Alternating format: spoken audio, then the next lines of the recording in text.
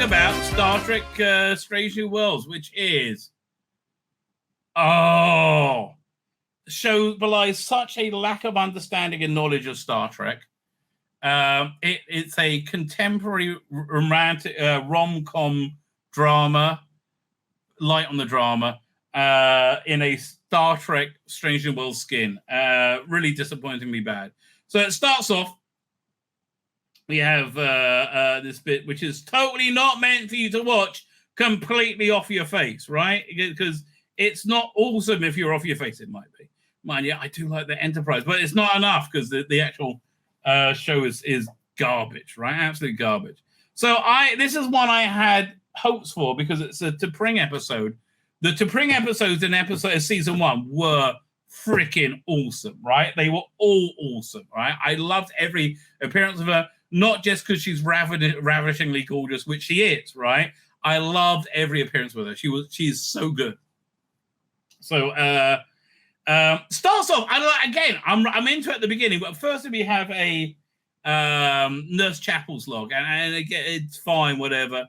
But they're on their way to Vulcan to check out this moon, and the captain has ordered them to go into sublight speed, and they're going at like half impulse, basically, so they get some downtime, right? So they get to, which I like that feeling that you're on a long haul journey, right? You got that feeling of like you're going to Strange New Worlds, right? What they did in the first year, which was pretty good, going to Strange New Worlds. So Chapel's getting ready for this conference, this interview to go to a Vulcan. Archaeological science thing, and let me just say, Jess Bush, freaking gorgeous. Not many women can carry off a skin tight white costume, and she does, right? And she's also acts in it as well. So we're talking about how she's getting ready, and again, the good thing about her is her basic femininity wins out over the stunning and brave writing, which is just awful. So she's just going through a day when she's practicing everything about it, and again, people to test her. And look, here's the problem. Again, she looks stunning, right? Here's the problem with this: too many chicks. At the bottom line, you want me to diagnose the problem with this? I mean, amongst them, this is a chick drama, right? And I hate both these characters. Get rid of both of them, right? They just act, especially Lieutenant Lesbian Latinx, and also Christina Chong just irritates me, right? Her character is non-existent. Oh, I'm called Noonien Singh, and I met the Gorn. I mean, like, there's too many backstories going on, and she's again. These are two people who don't have femininity that overwhelms their shit writing, right? Jess Bush does, right? But these two do not. Get rid of both of them. And Carol Kane. So they talk about she's got all this tension with Spock because with one of the T'Pring episodes she had to pretend to be Spock was infatuated with her. Actually, Spock is infatuated with her. Again, I want to remind you, this is a rom-com drama in a Star Trek skin, right? Too many chicks spoil the broth in Star Trek. Well, in this case, they do. The best characters is M'Benga, right? So they got this sexual tension going on with Spock and Chapel, and she's like, "Oh, I'm a bit unrequited." Meanwhile, Spock is eating by what's it called again? Captain Pike. At least he made it to this episode, but because he has Vulcan nasal suppressants, he can't really smell or taste, so he doesn't really get it, right? This is again. Very clunky setup. Do you remember Tuvix in Voyager? That was like 1 billion times better than this, right? So he's going over. Now it goes to Spock's log, and he's talking about how he's using Vulcan techniques to not like twist people's head off. He's getting pissed off at Captain Kirk's brother because he never puts away his drink, right? And he just like doesn't clean up after himself.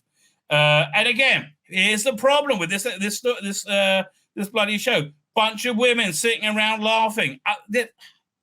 Your sexual politics are ridiculous, right? This 80% female crew Who do you think's going to watch it? The same people you thought were going to watch Indiana Jones and the Dial of fucking Destiny.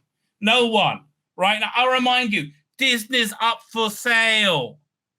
Oh, God. If I was Apple, I would snap up Paramount over Disney. That Star Trek IP could be worth so much if treated properly, right? It could be worth so much. They've dedicated Star Trek channel where you get like all Star Trek. You get like all like archive material. You get interviews. You get all the extras on the DVDs. All that shit, right? And then make new stuff, not this shit, right? Reboot again. Give everything to Terry Matalas. I would have him run the Empire, right? Frankly, yeah. And maybe have Star Trek launch with Star Trek Legacy, which I think is something that people actually want, right? Launch with Star Trek and don't have too big a budget. That's the other thing. These budgets are they launch these shows with budgets that are way too big. Star Trek is better on a smaller budget. I would also host all the fan films. I would host Star Trek Continues. Yeah, I would facilitate them being on your channel. I'll try and get Tarantino to do like a 6-part miniseries, right? He wants to do a Star Trek. Maybe he would, right? There's a lot you could do, right? And I would go after directors. I'd like to see Christopher Nolan's Star Trek, for example. Fine, too many chicks. And Spock doesn't understand because he's Sheldon Spock, right? Here's the thing you've got to remember. Watch original series. Spock was cool, right? In the original series, Spock was cool. This guy isn't cool. This guy is a autistic Sheldon-like nerd, right? So then T'Pring says, okay, we've got to have an engagement dinner.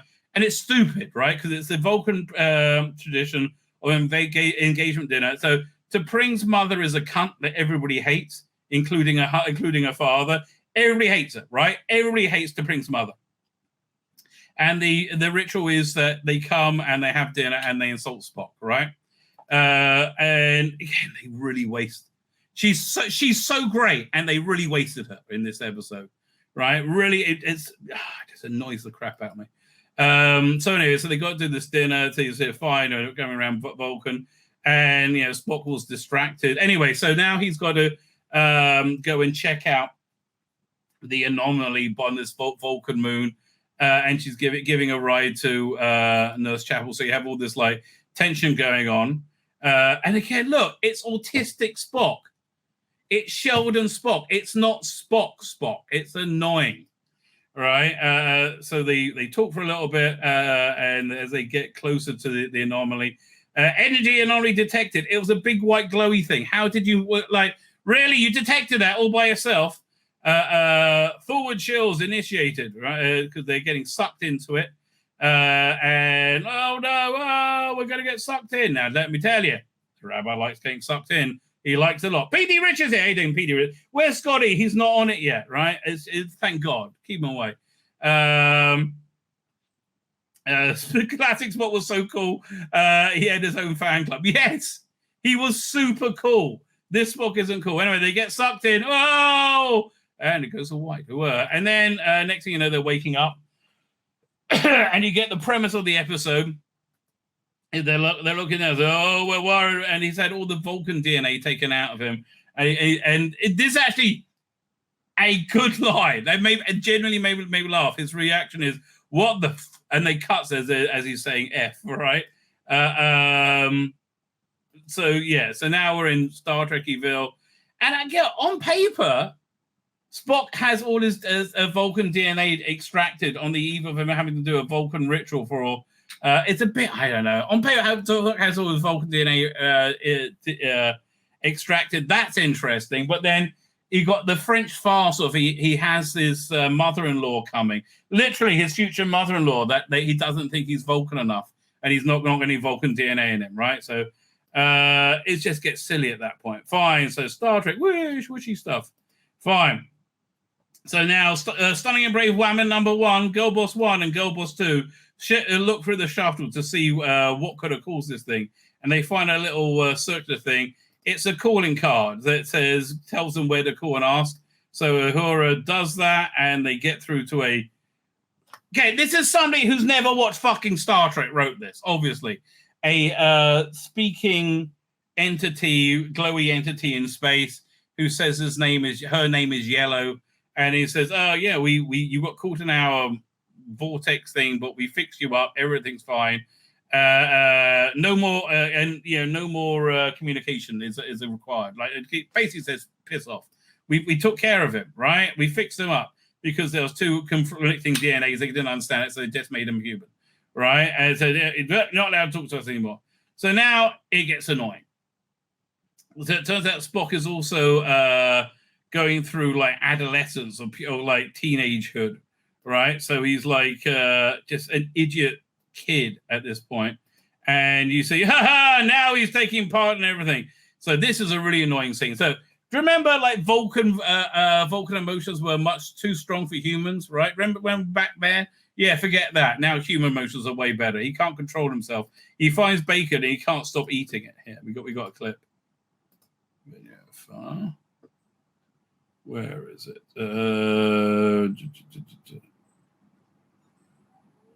1 second. Is it over here?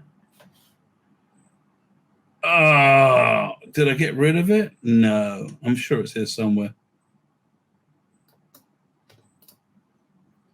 Hello? Where is it? It's obnoxiously bad. I showed it on my last stream, so I shouldn't get security zap for that. Where is it? No, I just got it's annoying.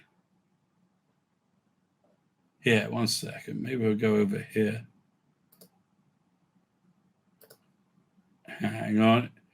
I think maybe I can. I'll just play the scene from. Oh no, I don't have it. Yeah. Where is it? It's worth finding because it's so unbelievably bad. Star Trek.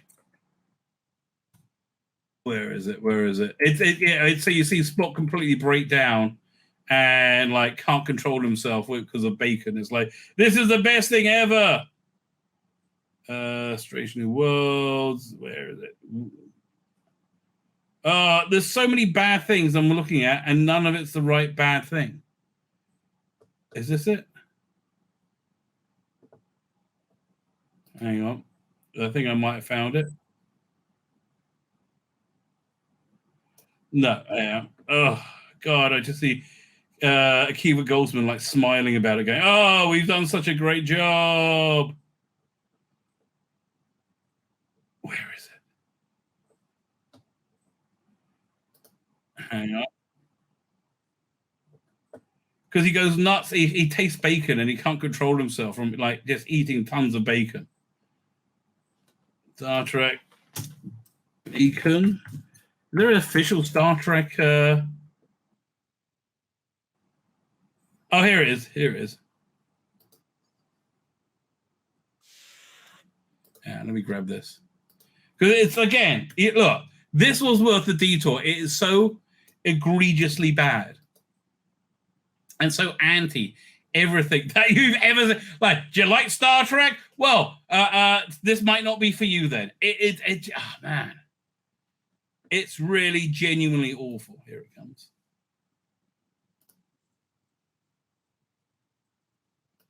Fine, save video as Trick. So tricking across it. Here we go. Doink.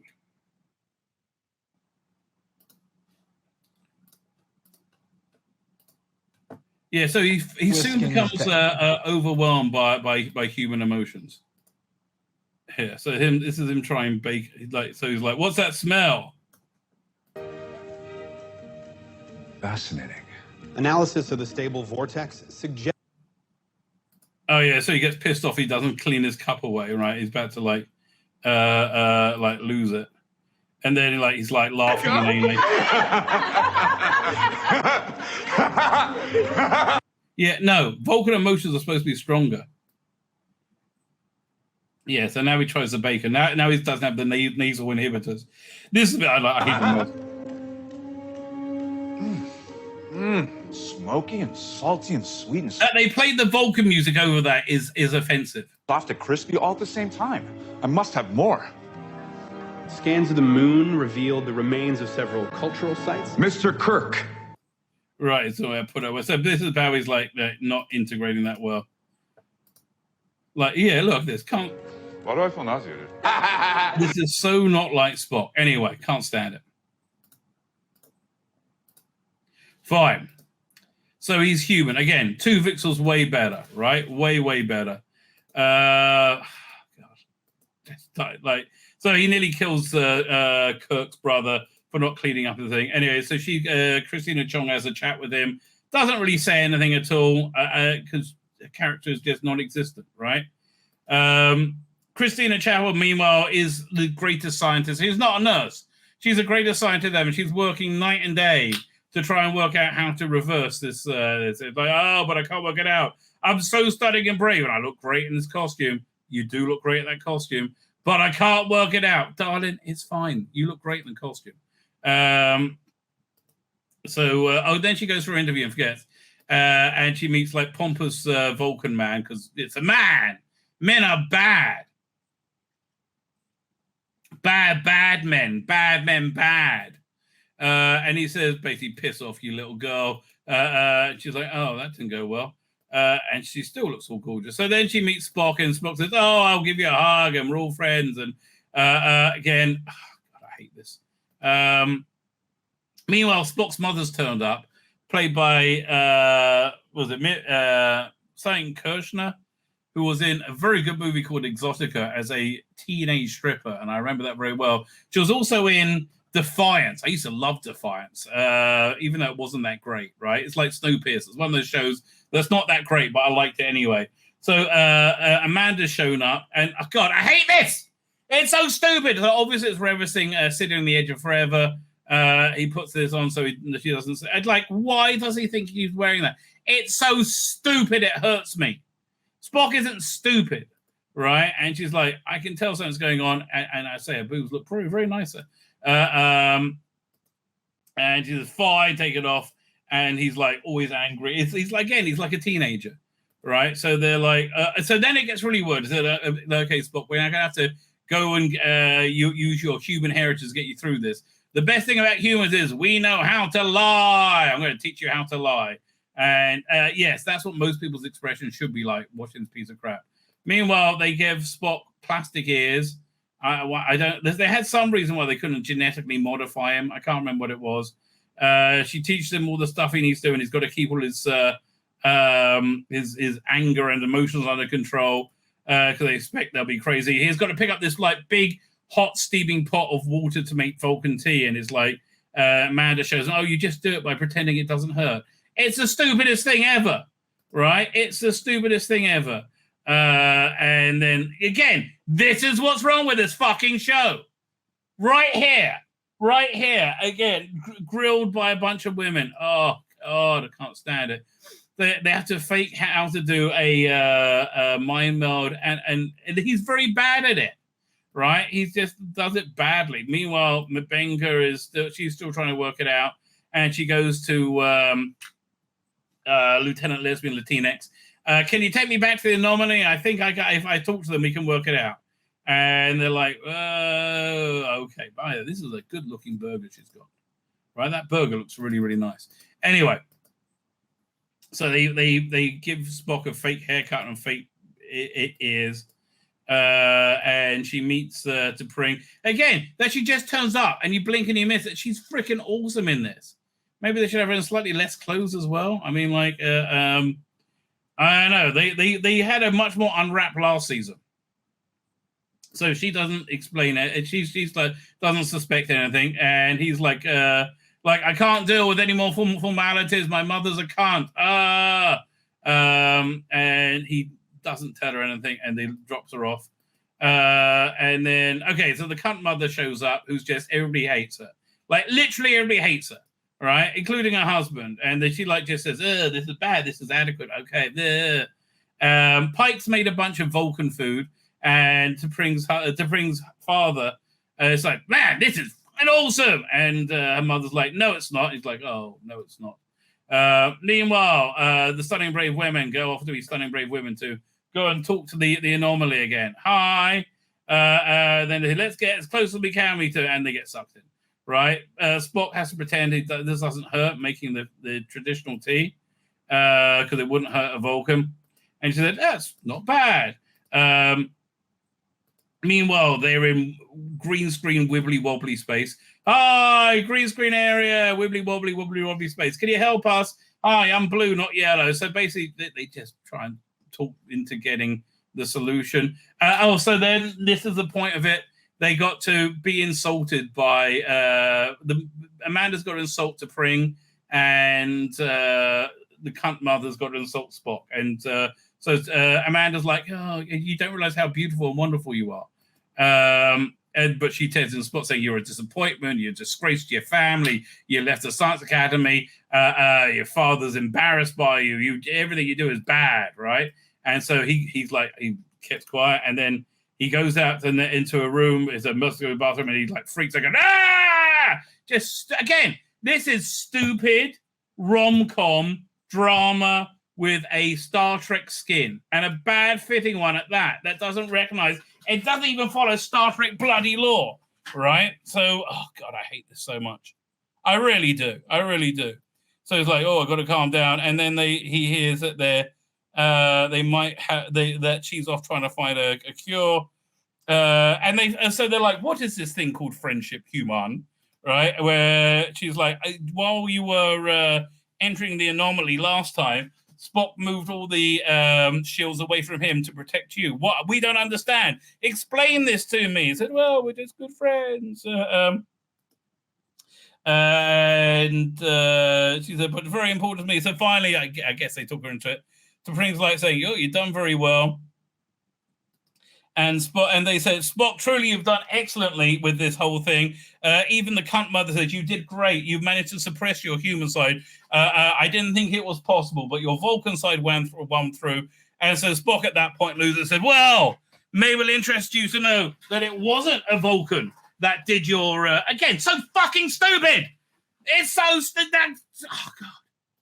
It's so stupid, right? The plan was stupid, and and what he does now, so he takes off his ears, and she comes in and gives him the cure, right?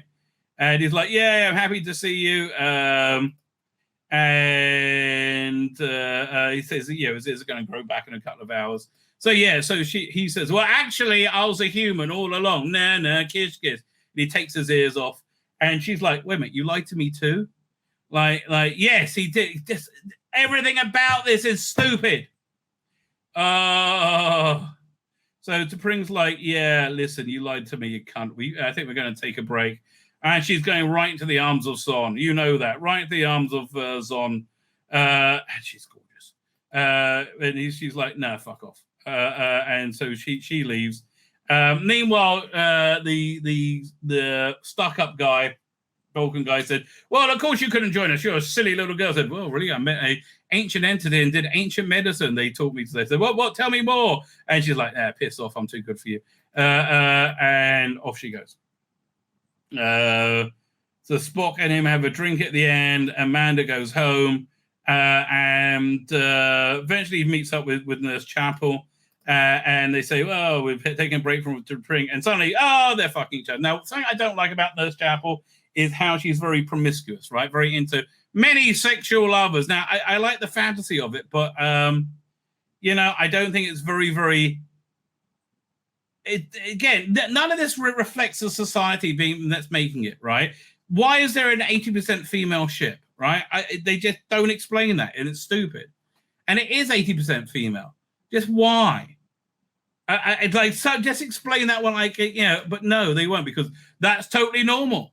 Right, that's just completely, totally normal that we have an 80% female crew. And listen, every bit of data is that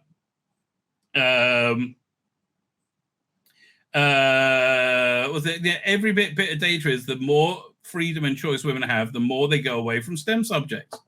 Right? It's just the way it is, man. It really is just the way it is. My name's Tzvi Lebetkin, the Rabbi from another planet. Please like, share, and subscribe. And ring that little bell. Ring the little bell so you're notified when new videos drop.